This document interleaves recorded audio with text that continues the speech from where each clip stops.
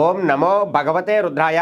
సాధారణంగా మనుషులంతా కూడా అనేకమైనటువంటి కోరికలతో ప్రతినిత్యము కూడా జీవిస్తూ ఉంటారు.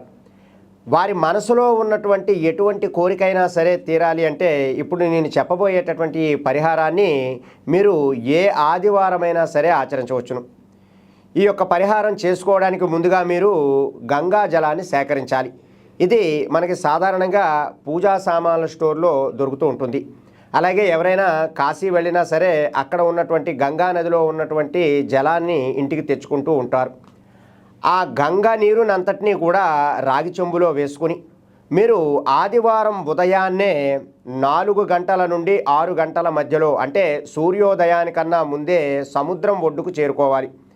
మరి సముద్రం దగ్గరగా లేనటువంటి వారు ఈ పరిహారం చేయడానికి అవదు కదా. మరి ఎప్పుడైనా మీరు సముద్రం దగ్గరికి వెళ్ళినప్పుడు అందులోనూ ఆదివారం అయి ఉన్నప్పుడు ఈ పరిహారం ఆచరించి చూడండి.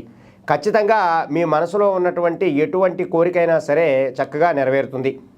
అయితే ఇప్పుడు మీరు రాగి చెంబులో ఈ గంగా జలాన్ని అంతటినీ కూడా తీసుకుని ప్రాతకాలాన్నే సూర్యుడు ఉదయిస్తున్నటువంటి సమయంలో ఆ యొక్క సముద్రపు నీటిలో మీ చేతిలో ఉన్నటువంటి ఈ గంగా జలాన్ని అంతా కూడా రాగి చెంబుతో పాటు మీరు అర్ఘ్యంగా సూర్యుడికి సమర్పించాలి.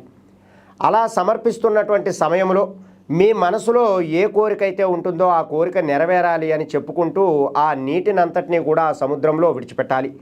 ఇలా గనక మీరు ఆదివారం పూట చేసినట్లయితే ఖచ్చితంగా మీ మనసులో ఉన్నటువంటి కోరిక నెరవేరే అవకాశాలు చాలా ఎక్కువగా ఉంటాయి. ఎవరైతే తమ మనసులో ఉన్నటువంటి చిరకాల కోరికలు నెరవేర్చుకోవడానికి పరిహారం ఆచరించి మంచి ఫలితాలు పొందడానికి ప్రయత్నం చేయండి. సర్వే జనా సుఖినో భవంతు. శుభం.